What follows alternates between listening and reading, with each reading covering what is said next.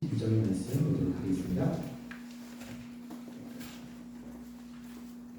출애굽기 20장 12절입니다. 한 목소리로 함께 교독하겠습니다.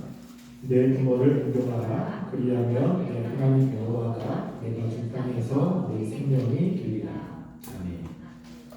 우리는 10계명의 1계명부터 4계명까지를 살펴보았습니다.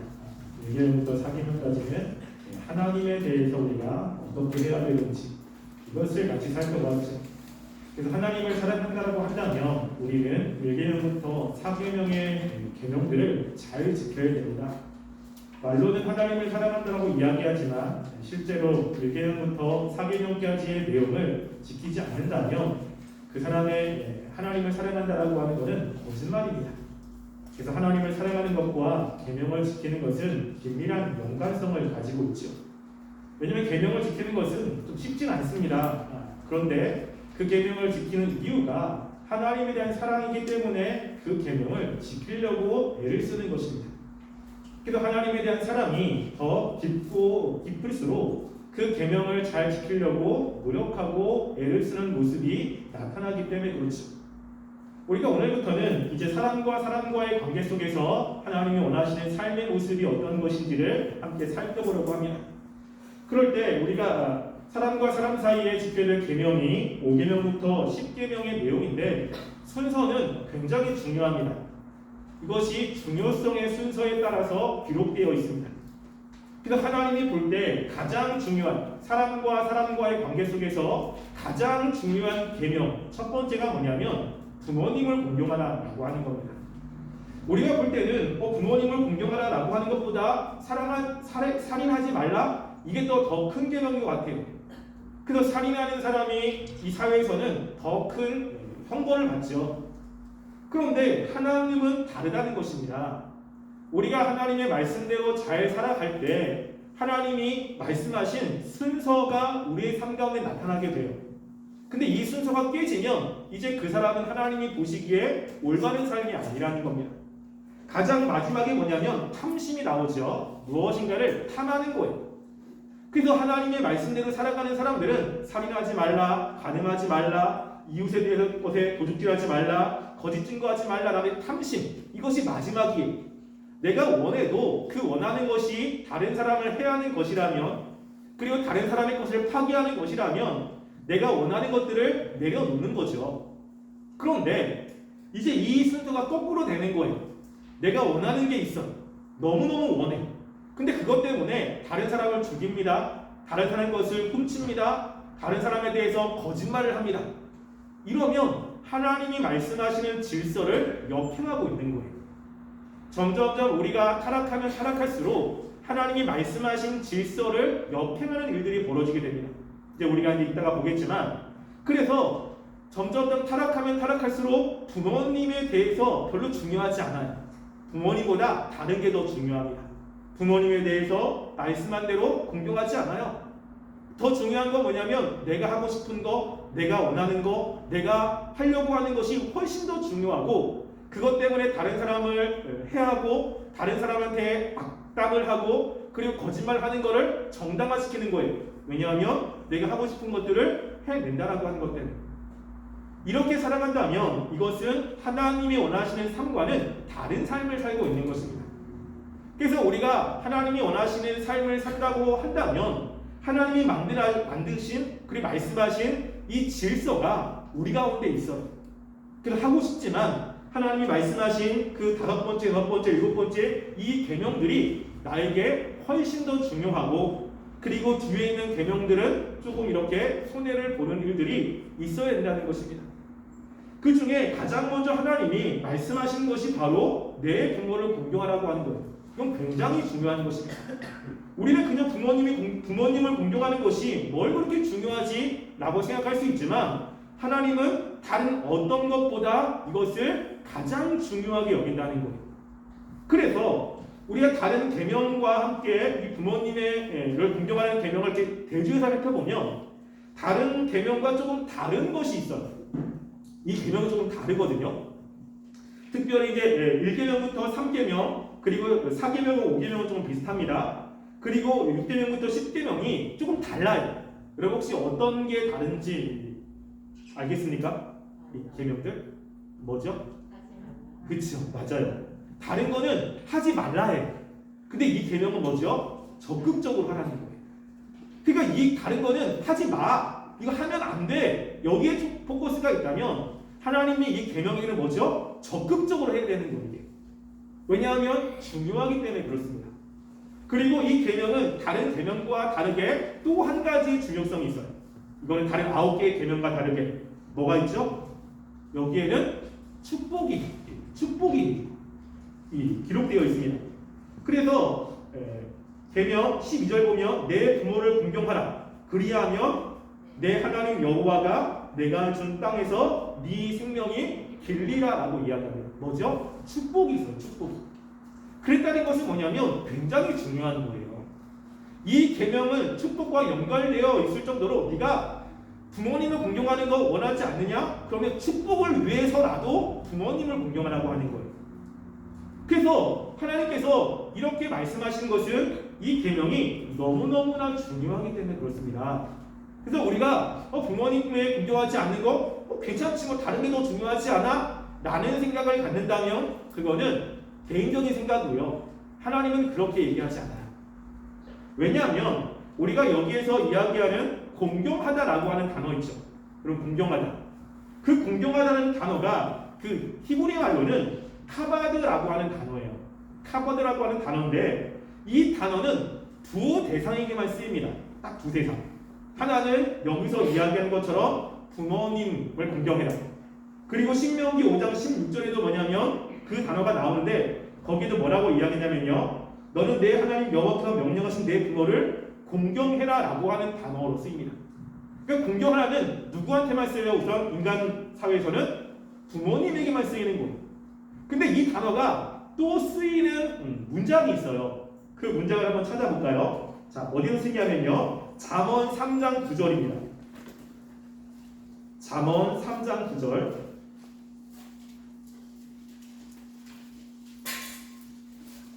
잠언 3장 9절은 시편 다음에 잠언이죠. 시편 다음에 잠언이고 그리고 3장 9절 제 성경책으로는 구약 913쪽입니다. 자, 3장 9절 말씀 함께 읽어보겠습니다. 시작. 내 재물과 내 소산물의 처음 익은 열매로 여호와를 공경하라. 여기도 보면 공경하라라고 이야기하죠. 이 단어도 카바드라고 하는 단어예요. 그러니까 여호와를 공경해라라고 이야기합니다. 한 번 더 나옵니다. 한 번 더. 그래서 그 말씀이 이사야 24장 15절 말씀에도 나와요. 이사야 24장 15절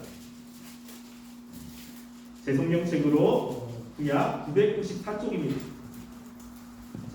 이사야 24장 15절 함께 읽어보겠습니다. 시작. 그러므로 너희가 동방에서 여호와를 영화롭게 하며 마다 모든 섬에서 이스라엘의 하나님 여호와의 이름을 영화롭게 할 것이다.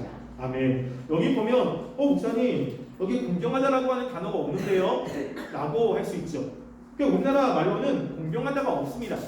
그런데 그 뒤에 너 이스라엘의 하나님 여호와의 이름을 영화롭게 할 것이다 라고 하는 단어가 카바드예요.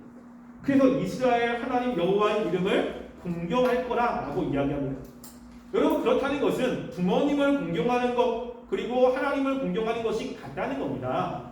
부모님을 공경해야 되는 이유가 바로 하나님을 공경하는 것에서 나온다라고 이야기를 하는 거예요. 왜냐하면 우리가 부모님이라고 이야기할 때 부모님은 나를 낳아주신 분 아니겠습니까? 그럴 때 나를 낳아주신 분이라고 이야기할 때 성경은 세 가지로 이야기를 해요. 첫 번째는 내가 이 세상에 태어난 거 누가 나를 만들었어요? 하나님이 만들었대요. 하나님이 나를 만들지 않으면 나는 이 세상에 존재할 수가 없습니다. 그런 면에서 하나님은 우리의 부모님이시죠. 두 번째는 나를 이 땅에 태어나게 만드신 육신적인 부모님이 계세요.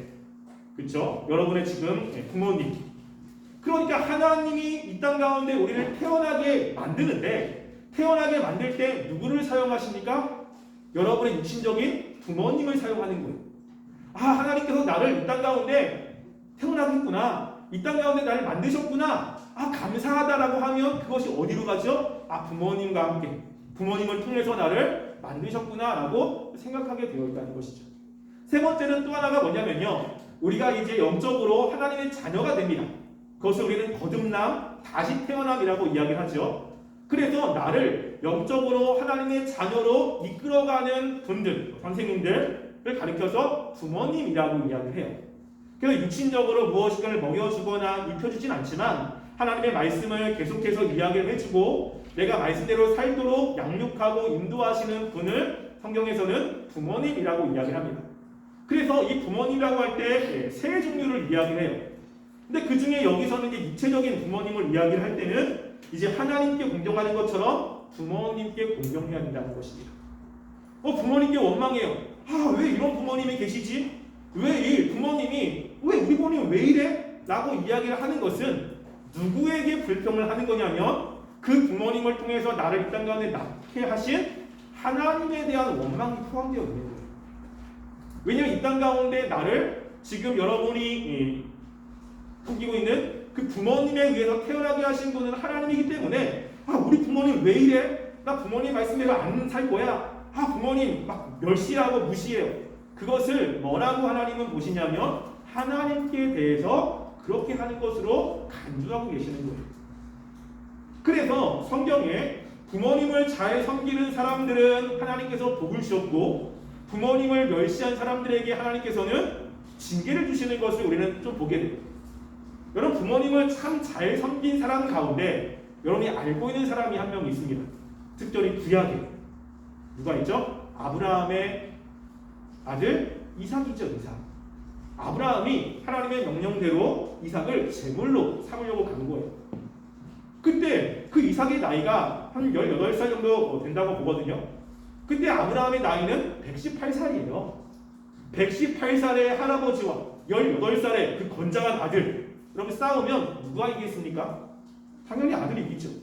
그런데 아브라함이 이삭을 잡아서 제물로 바치려고 할 때 이삭의 손을 결박하고 그리고 제단 위에 이렇게 눕히려고 할 때 만약에 이삭이 도망가면 아브라함은 이삭을 따라갈 수 없어요.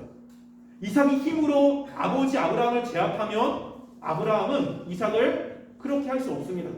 어떻게 한 거죠? 순순히 따라간 거예요. 그 여러분들이 이삭의 삶을 보면요, 평탄한 것들이 되게 많습니다.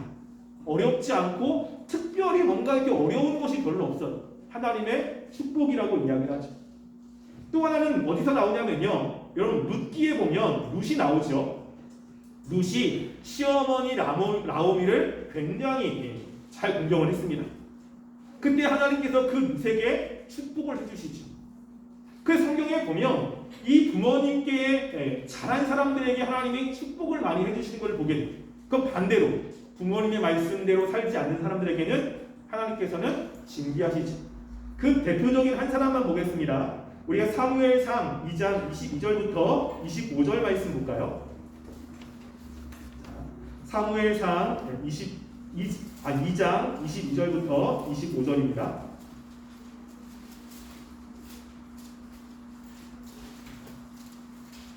사무엘상 22장 22절부터 25절 제 성경책 약 411쪽에 있습니다. 한 절씩 함께 읽어보겠습니다. 엘리가 매우 늙었더니 그의 아들들이 온 이스라엘에게 행한 모든 일과 회막문에서 수종드는 여인들과 동침함을 듣고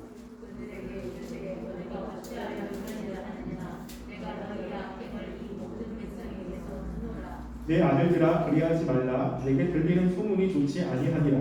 너희가 여호와의 백성으로 범죄하게 하는도다.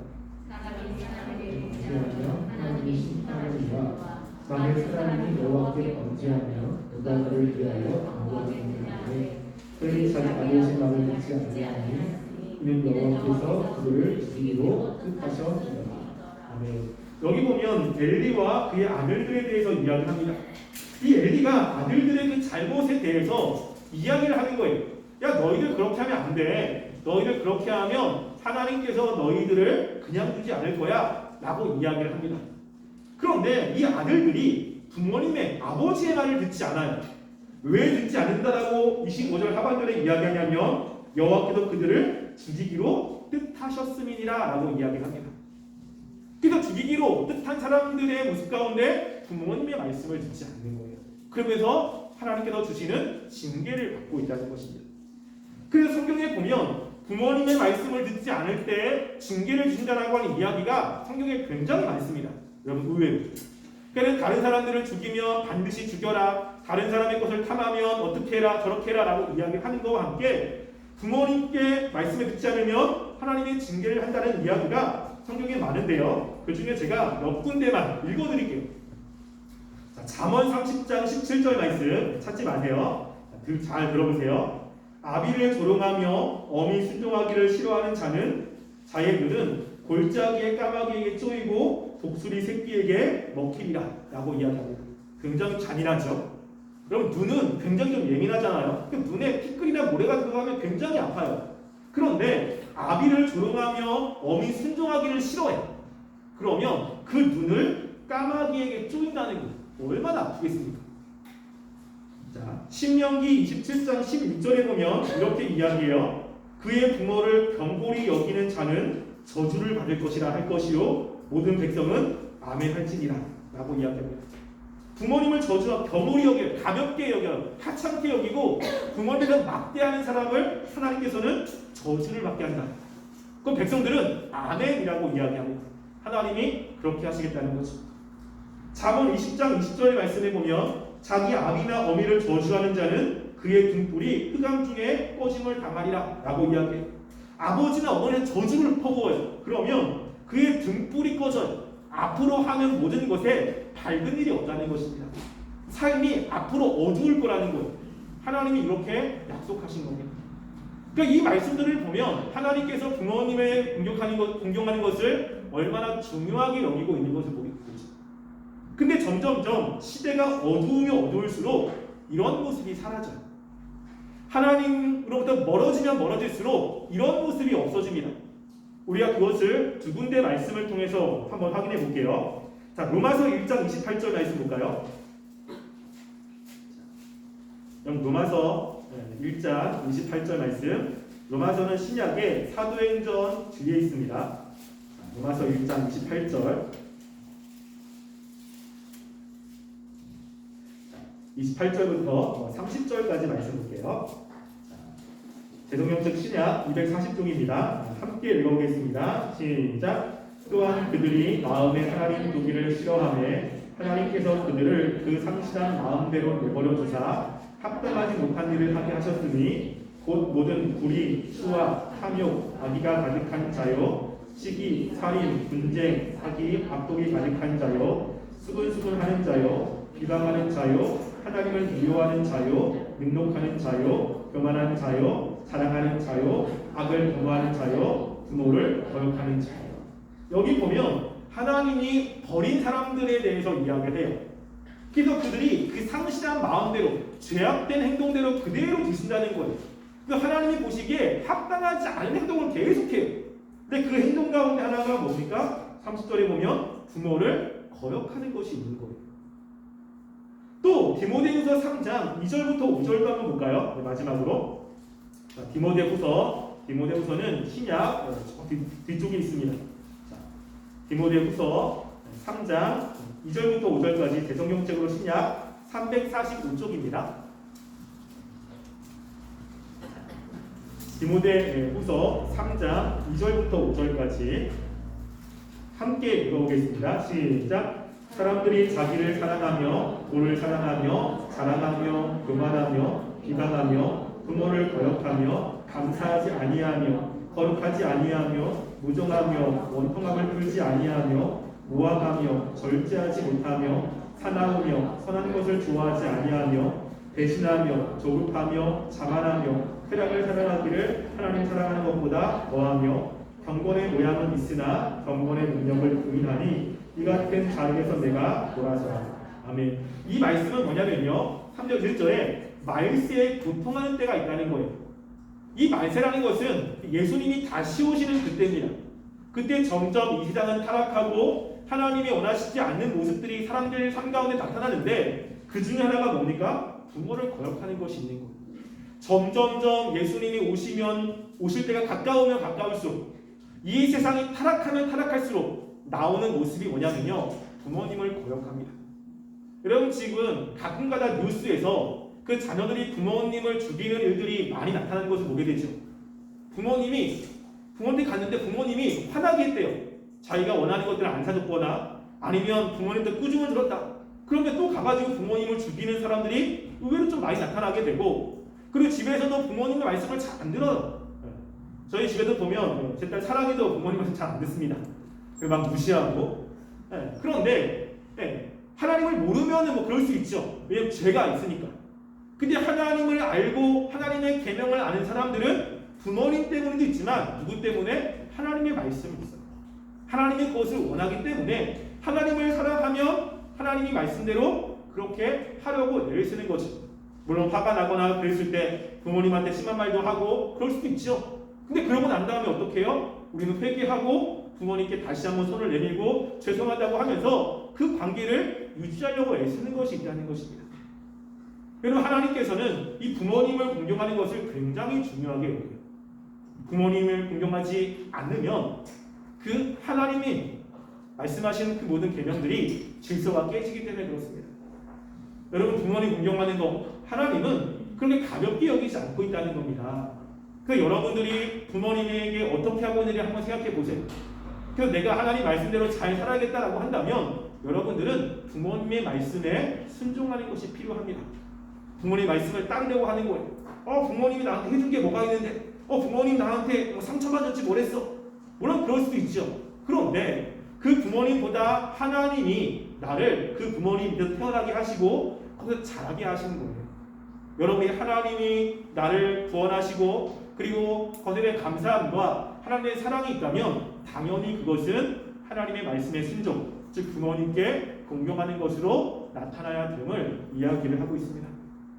여러분이 부모님을 공경하는 것 결코 작지 않다는 것을 인식하시고 이 부모님께 공경하기 위해서 여러분 애쓰시고 노력하는 삶이 되기를 간절히 소원하겠습니다. 우리 함께 찬양하고요, 기도하겠습니다.